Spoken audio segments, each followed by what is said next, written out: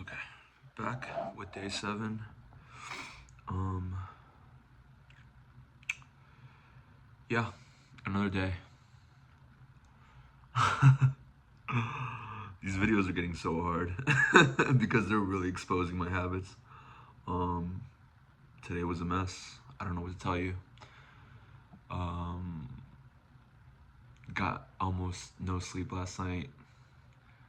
Went to work, rushing through the whole day. Just came back home to grab a little snack. I'm about to snack on a mango right now. And I had to take a nap. Took an hour nap, eating mangoes, and about to head back out to work. I'm not sure if I'm gonna be able to make the gym session since Saturdays are a pretty good day to be door dashing. I might actually just be at work all day. So, yeah, I mean, there's what it is.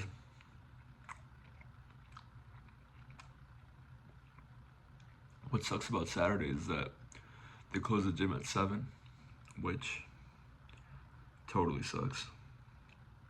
But, you know, I might get my cardio in tonight. We'll see. What else? I wanted to talk about, now that I'm not drinking or smoking, one, it's so hard to get sleep, and I feel like I'm just way more prone to overindulging in porn and food. I feel like my brain isn't getting the dopamine it usually gets, so it's like outsourcing it from other places. So like I'll have days where I'm frustrated with myself, and I'll just eat way too much bullshit to get that hit of dopamine. And same thing with porn. It's like at night I'm so restless that I just give in. Even in the morning sometimes, and those are usually the worst days. When I watch porn in the morning and then I start my day, it's like,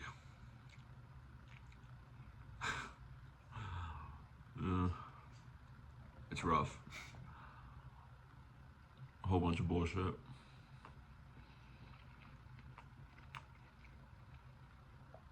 It is nice to feel clear-headed, just not fucked up.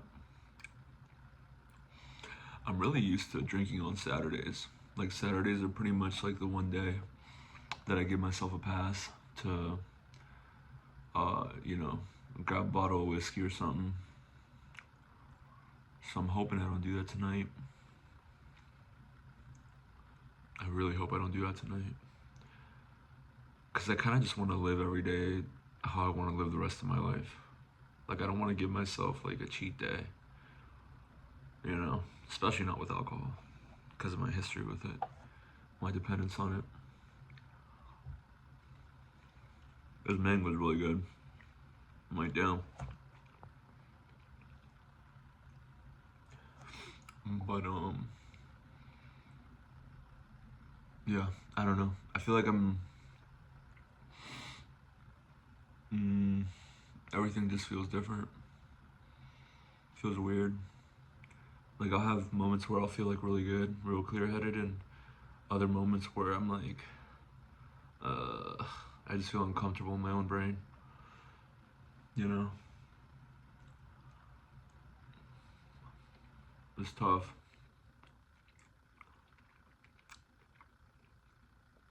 I don't know how people do it sober. Like, get through the day sober.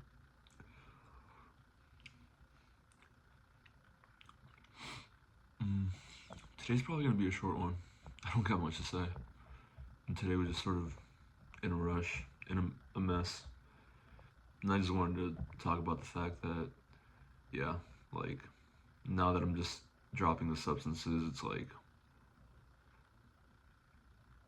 I'm constantly, like, grasping other things to, feel a sort of, like, high. And it does suck, but, I think it's a process. I'm not gonna be, like, super frustrated or down on myself or angry with myself. I think you just gotta take it a day at a time and, you know, just push the envelope in the good way, in the good ways instead of reverting back to old habits.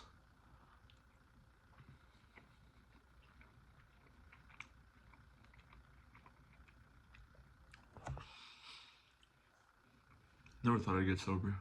I always thought I'd be like one of those people that would be getting like stoned for like their whole lives. Probably like end up like trimming weed at a weed farm or something. I never thought I would have to like cut everything off. And even when I was drinking a lot, I always said to myself like, yeah, I be drinking a lot, but I'm not an alcoholic. And then I found out I was an alcoholic. That's usually how it goes.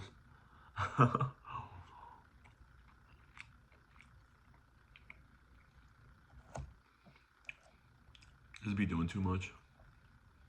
It's like I don't got, like I got no chill. I got zero chill. So I just constantly have to be sober. I also wanted to say a lot of my substance abuse issues stemmed from anger issues with my family, like growing up. When I was a teenager, my stepfather and my mother were going through a divorce, and they would constantly take out a lot of their frustration on me. So I think that really just started because I was so uncomfortable in my own house and just always feeling attacked every time I would come in after school. I've talked about this with therapists before. I don't go to therapy now though, but I definitely addressed it. And it sucks like if you're a teenager and there's just like constant fighting at the house. It could just drive you up a fucking wall.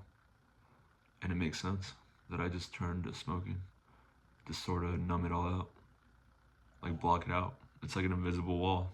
You're like in an invisible bubble. But yeah, a lot of anger at that time. I remember as a teenager, a lot of being reckless. I remember one time I tried to run away from the house. That was funny. I got found like the same night. mm,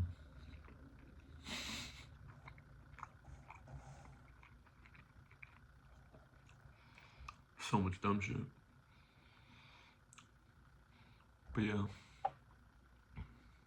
one thing about alcohol that I did notice, there would be times where I'll drink and I'll feel a little numb and I'm good.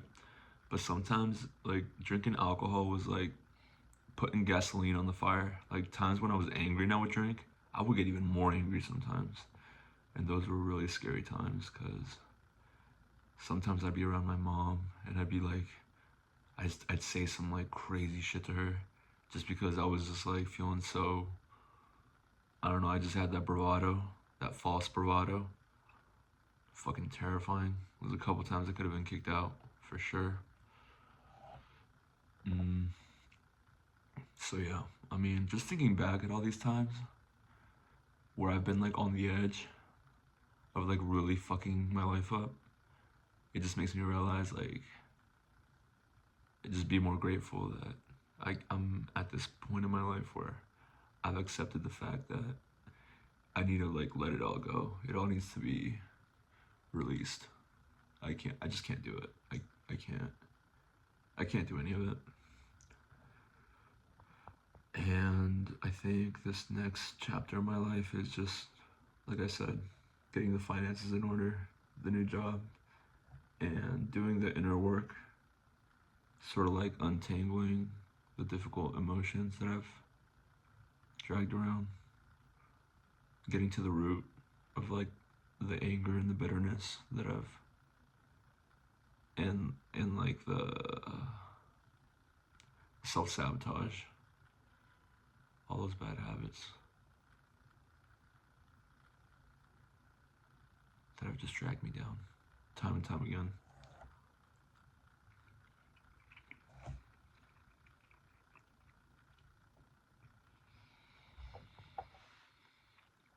It sucks that it took me this long. you know, to see the light. Really wish I would have gone through this like at 23. Fucking 28 now, but I don't know. I was too immature back then. I was just doing my own thing. I didn't give a fuck. I didn't give a fuck in a bad way, like in a arrogant type way. Now I don't give a fuck in like an authentic way. Mm, yeah, yeah, it just sucks. I mean, I feel for anyone, you know, doing any of that shit. You know, life is hard, and sometimes we're put in situations that are just totally out of our control. It feels like we're like losing our minds, and people have to cope. You know, they have to cope some way. You know, life is fucking hard, and we all have emotions. We're all human. We all need to feel loved and accepted, and like we belong somewhere. So that's another thing. When I first started cutting out addictions, I realized that I would go to these substances to feel less lonely, like in a weird way. I think addiction stems from like a deep loneliness that you had. You just never had anyone that you could connect to in a deep way or an authentic way. Probably stems from like some childhood shit or like a neglectful parent. But I noticed that like days that I wouldn't smoke, the loneliness would feel a little bit heavier on my soul. Same thing with drinking. Like I love drinking because I feel so up and fun. Everything's fun. Like I'm immersed in this experience. Like I love drinking and watching movies. That's like my favorite thing to do. Like the first day that I made the day one video, I watched the movie Drive with Ryan Gosling. Drinking whiskey, dude. That was the fucking best movie to watch while drinking whiskey. I'm not gonna fucking lie. That was the best movie experience I've had in a while, bro. I think I think my last great movie experience like that was watching the movie Monkey Man on Christmas, drunk. That was a fucking good movie too. Watch Monkey Man, watch Drive. Those two movies fucking rule, bro. And if you don't have a problem with alcohol and you drink, go ahead and have a beer or drink some whiskey to those movies because those movies fucking rule. You get so immersed. You're just like fucked up and shit's happening and you're like, holy shit. Oh man, that's the best. See, that's the best. I think about that and I'm like, that's the best. But the bad outweighs the good in my case. You know, I can't control it, so that's fine. I just hope I don't drink tonight. I really just hope I don't pick up anything, and I hope I can get to bed at a reasonable time because my sleep has been horrible. And yeah, and I'm gonna leave it at that. And that was day 7. I'll see y'all later.